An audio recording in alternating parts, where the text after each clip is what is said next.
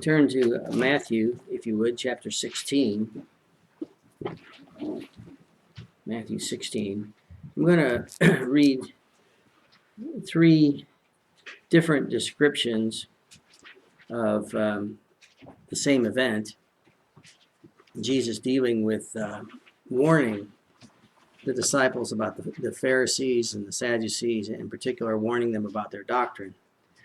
And there's some different, and then make some comment on those three different descriptions, and then I'll go to a longer verse in Matthew, kind of digging down deeper into this issue.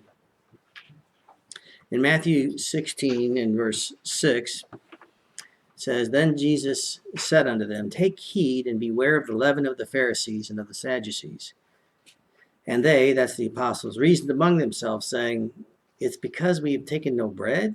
Which when Jesus perceived, he said unto them, O ye of little faith, why reason ye among yourselves, because ye brought no bread?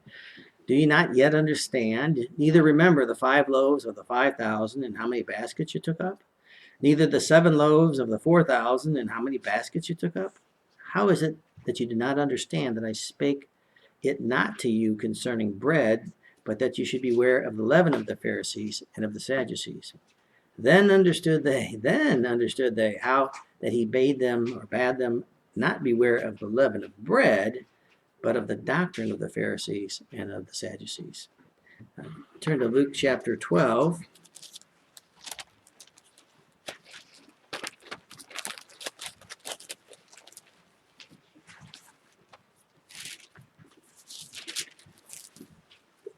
In Luke chapter 12, and beginning in verse 1.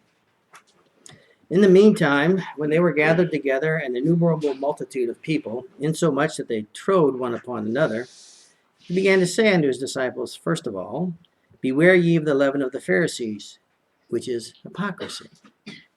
For there is nothing covered that shall not be revealed, neither hid that shall not be known. Therefore, whatsoever ye have spoken in darkness shall be heard in the light, and that which you have spoken in the ear in closets shall be proclaimed upon the housetops.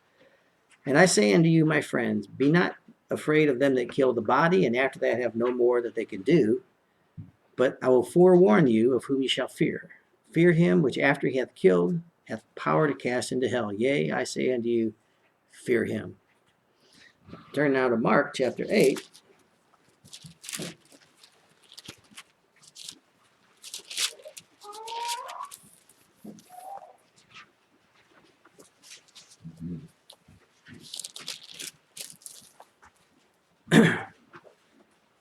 Mark 8, we see the third story of this same nature, beginning in verse 14.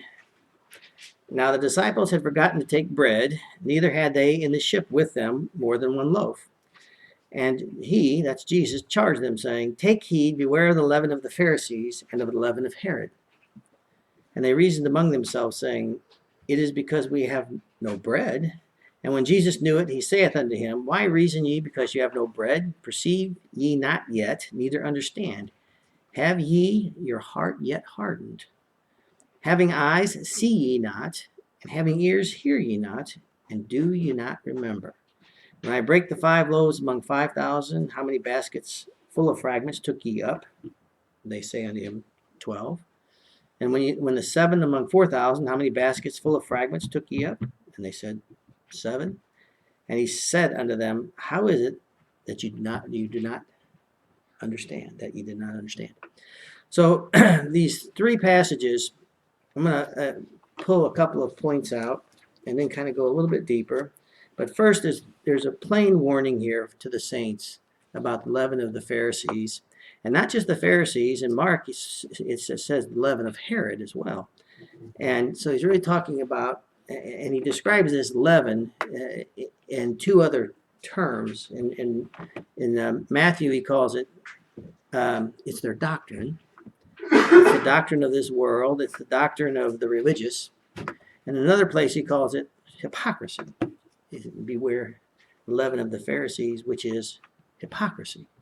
And so he plainly warns everyone and warns the disciples in no uncertain terms to be aware of this. Beware of this.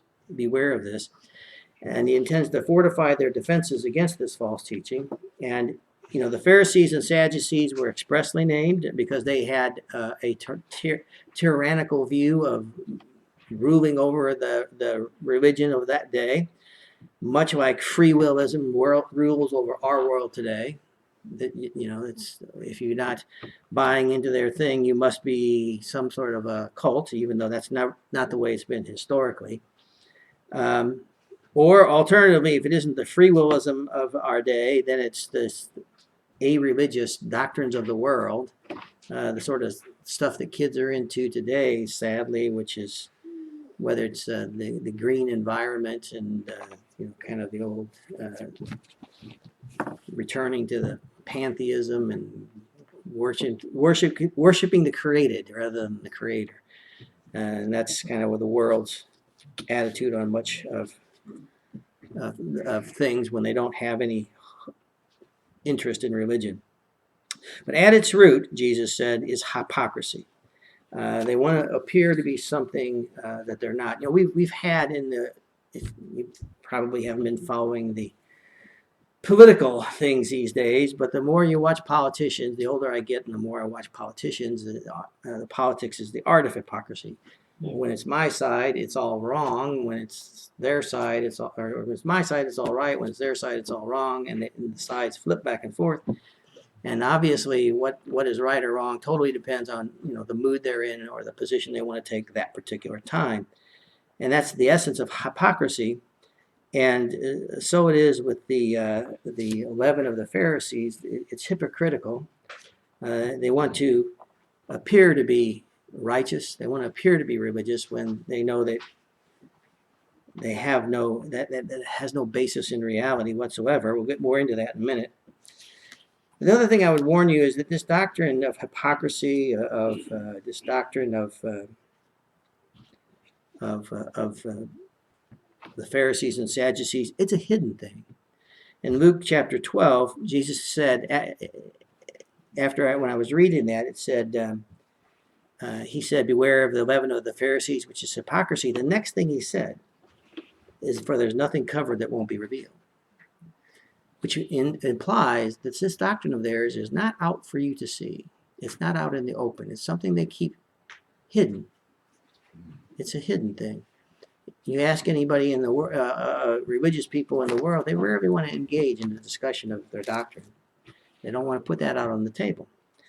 And Jesus says that there's nothing that's covered that shall not be revealed, neither hid that shall not be known. One day it's going to be known, but it's a hidden thing, and that's why Jesus is warning. He says, be careful. Their message is not going to be necessarily right up front for you to see, and I'm going to give you some examples of that a little bit later. And the second thing I would say from Luke, after Jesus said, nothing's covered that won't be, nothing's hid that won't be covered, then he said to them, don't be afraid of them to kill the body. So there's also in part of what's hidden is a deep hatred for the gospel in the leaven of the Pharisees. And we know that, of course, in the way they dealt with Jesus. There's a deep, deep hatred of the gospel. And but it's a hidden thing. It's a hidden thing. So turn to Matthew 23, and we'll kind of get into a little bit more detailed description of this. And just the fact that Jesus spent so much time on this, it should kind of be a wake-up call.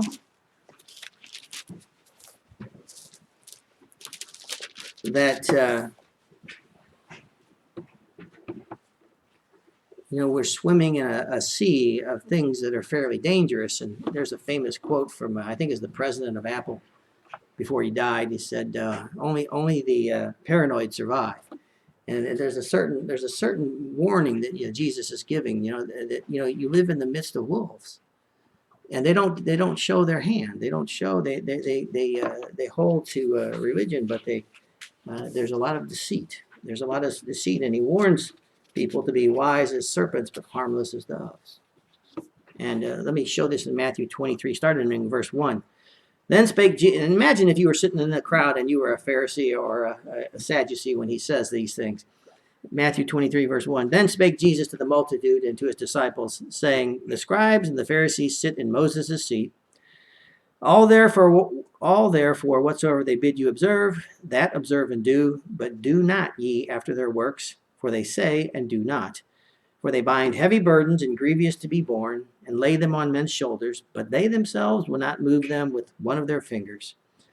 But all their works they do for to be seen of men. They make broad their phylacteries and enlarge the borders of their garments. That's just religious garb. It makes it the longer prayers and all the stuff that they do. They love the uppermost rooms at feasts and the chief seats in the synagogues and greetings in the markets. And they love to be called of men. Teacher, teacher. They love to be teaching. Jump down to Matthew 23, verse 13, where Jesus rips into them. But woe unto you, scribes and Pharisees, hypocrites, for you shut up the kingdom of heaven against men, for ye neither go in yourselves, neither suffer ye them that are entering to go in. You stand at the gate of heaven and turn people around. That's your desire. That's your heart's desire. Woe unto you, scribes and Pharisees, hypocrites, for you devour widows' houses. In the Greek there, that's consume widows' property. And for a pretense make long prayer. Therefore you shall receive the greater damnation. Woe unto you, scribes and Pharisees, hypocrites, for you compass sea and land to make one proselyte. And when he is made, you make him twofold more the child of hell than yourselves. Woe unto you, you blind guides, which say, whosoever shall swear by the temple, it's nothing, but whosoever shall swear by the gold of the temple, he's a debtor. You fools and blind, for whether is greater, the gold or the temple that sanctifies the gold? And whosoever shall swear by the altar, it is nothing, but whosoever sweareth by the gift that is upon it, he is guilty. You fools and blind, for whether is greater, the gift or the altar that sanctifies the gift? Whosoever therefore shall swear by the altar swears by it and by all things thereon. And whoso shall swear by the temple swears by it and by him that dwells therein.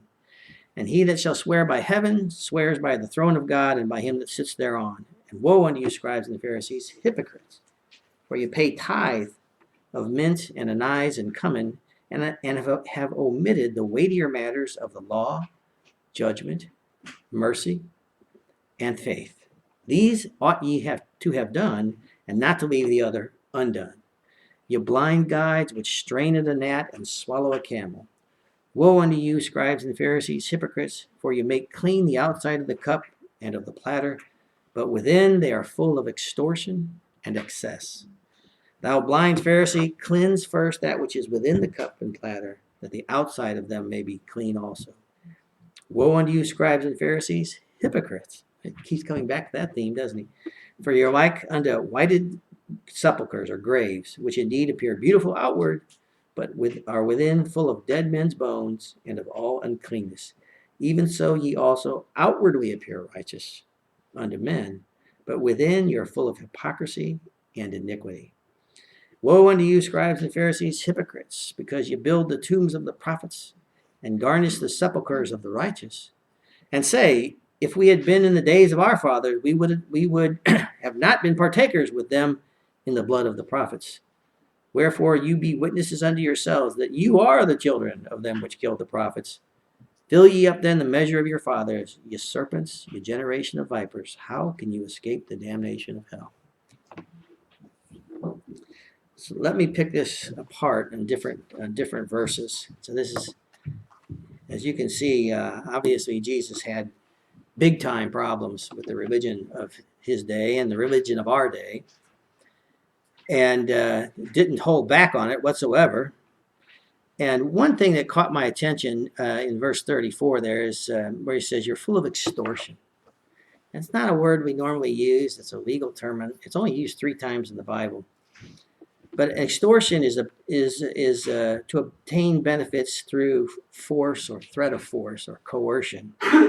And in effect, what it's saying is the Pharisees, they threaten.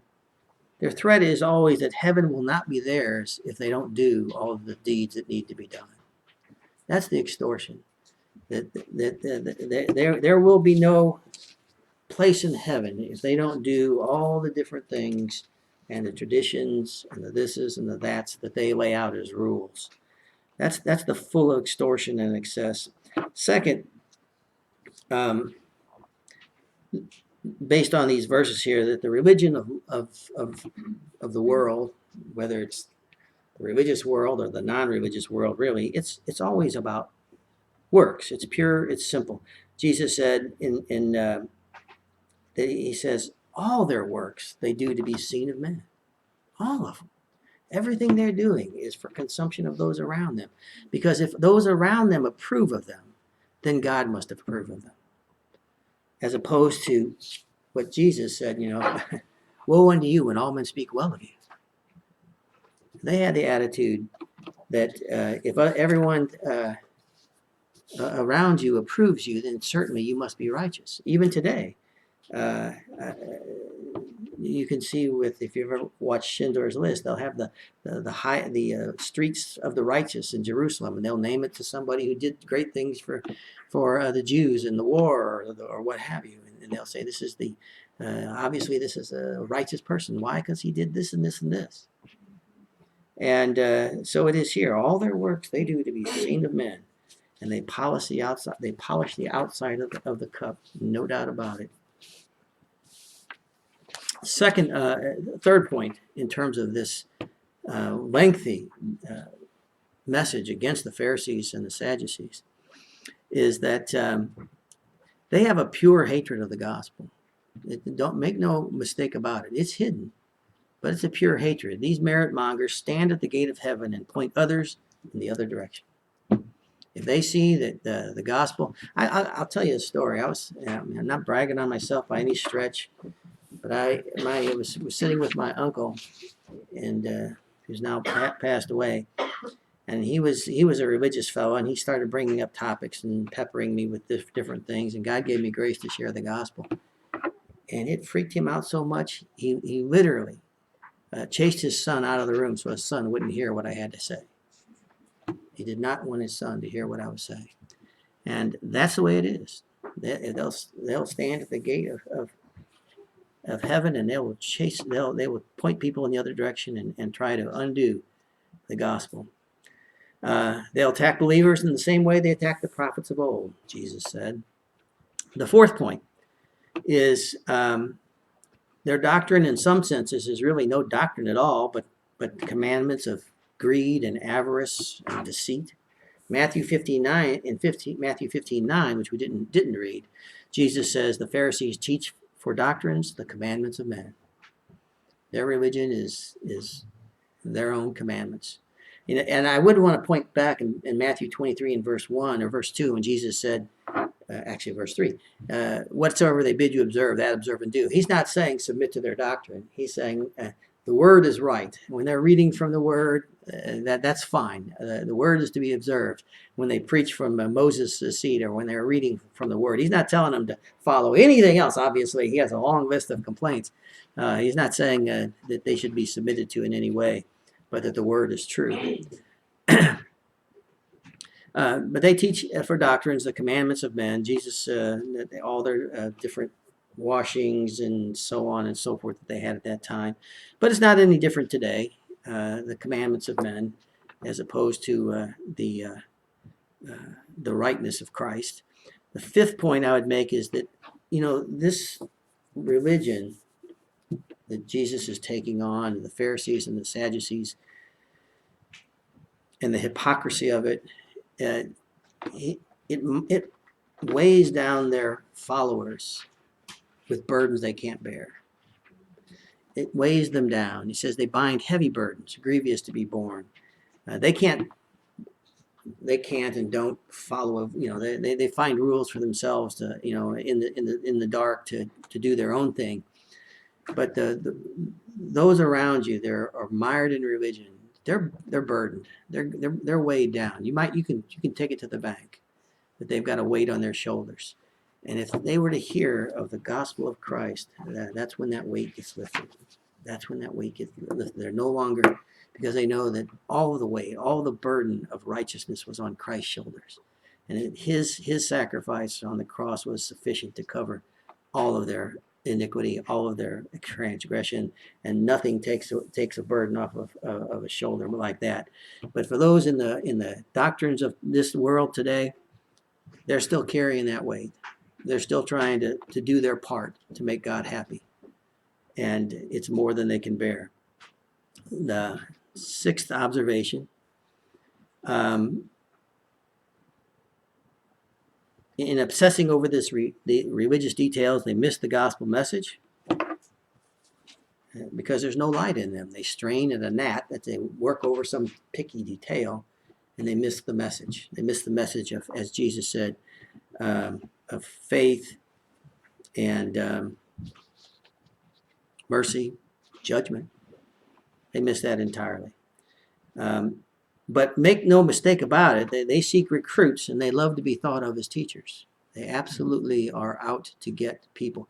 I've flown in and out of Utah a few times. If you've ever gone there, usually on the plane there's at least a handful of Mormon kids that have been all over the world on their missionary journeys.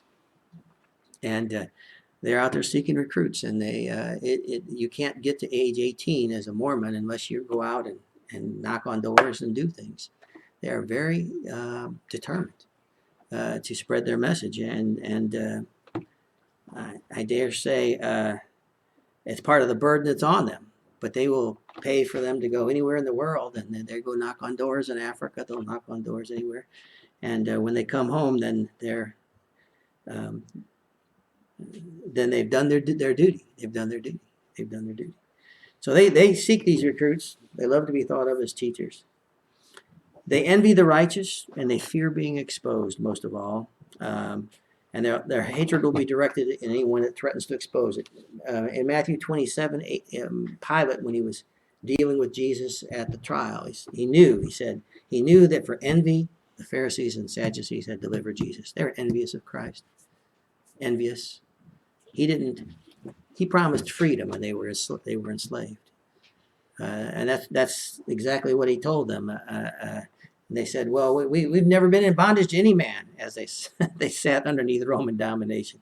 And Jesus said, in following the Son, you'll be free indeed. They didn't accept it. They didn't even accept they were in bondage. Pilate knew they were envious. About the 10th point, I lost track here, but about the 10th point, that once this doctrine of my contribution is essential is embraced, it'll expand within the body.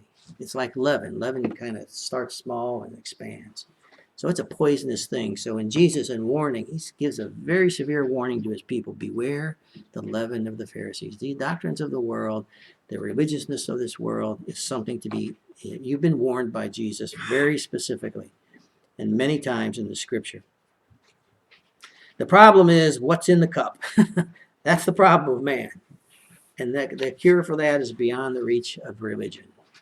It's well within the grasp of Christ, but it's beyond the reach of religion. And let me give you some examples of the hypocrisy. I have a little table there.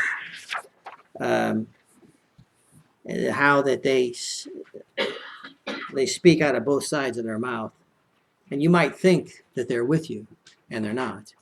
For example, you can agree that the religious of our day, just like the Pharisees and Sadducees, would agree men fell in Adam. But their difference would be, what they won't tell you is that they didn't fall so far that they can't see their need for and choose Christ as their personal Savior. Oh, men fell in Adam, absolutely.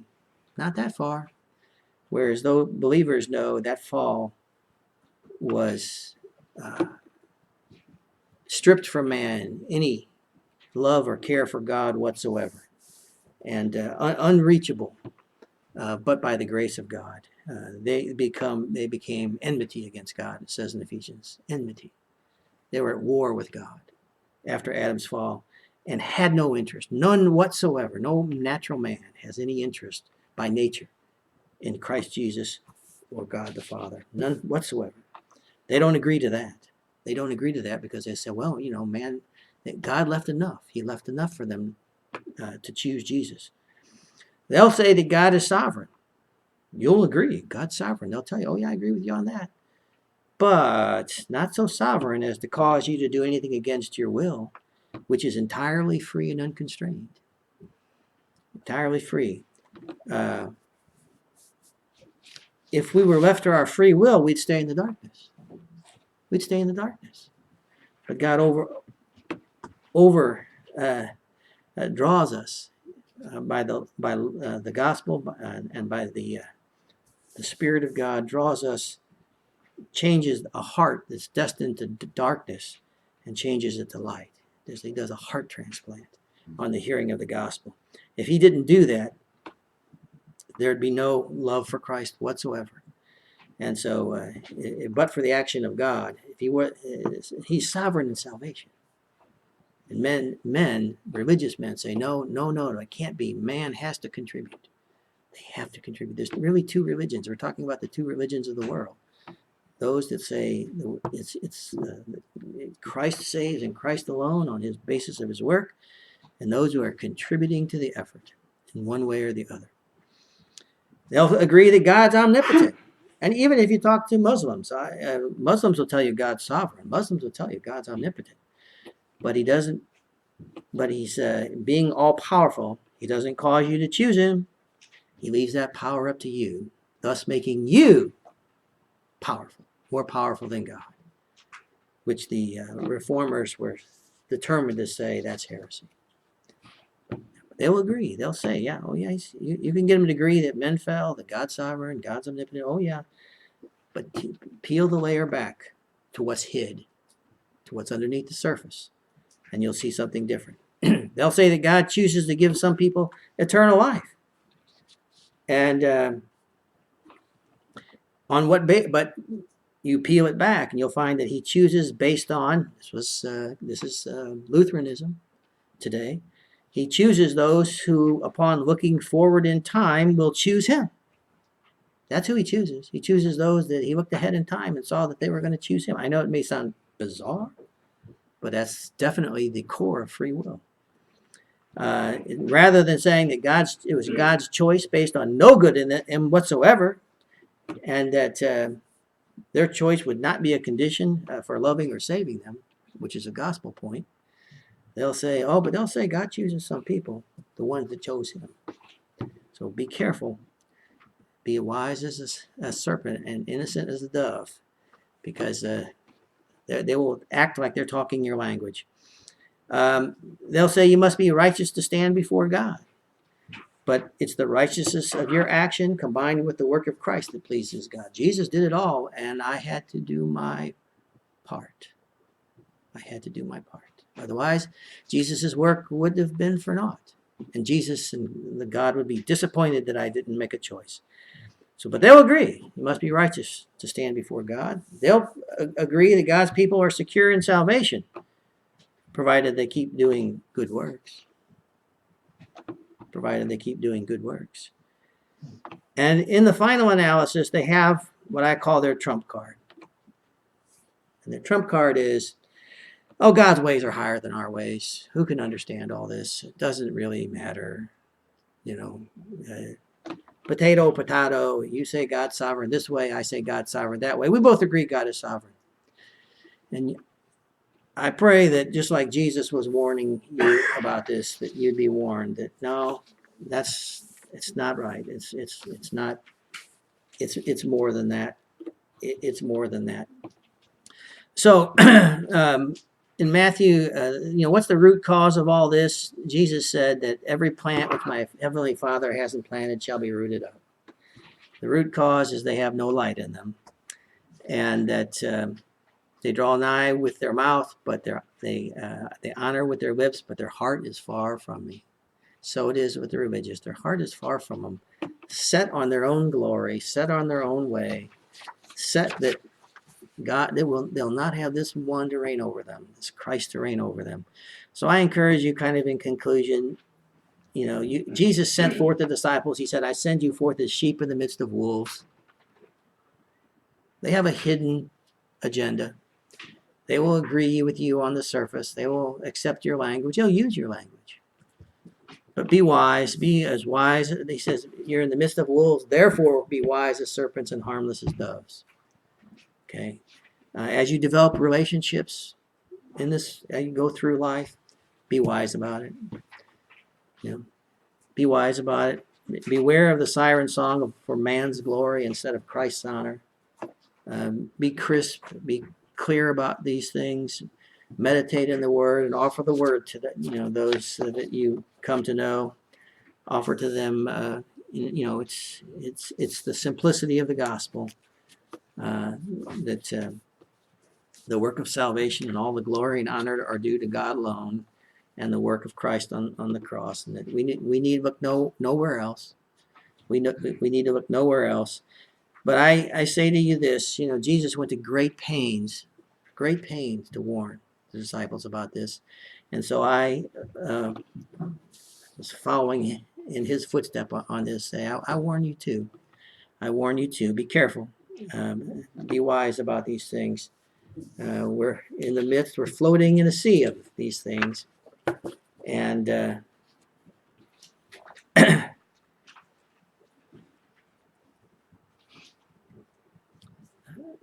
give honor to Christ and Christ alone. God will bless you in it. He'll keep you safe in it. They may attack you for it. They will attack you for it. But you're free, and they have to live under the burden and the darkness and the weight that'll never be free. They'll never be free of. Pastor Chuck, would you close us in a word of prayer?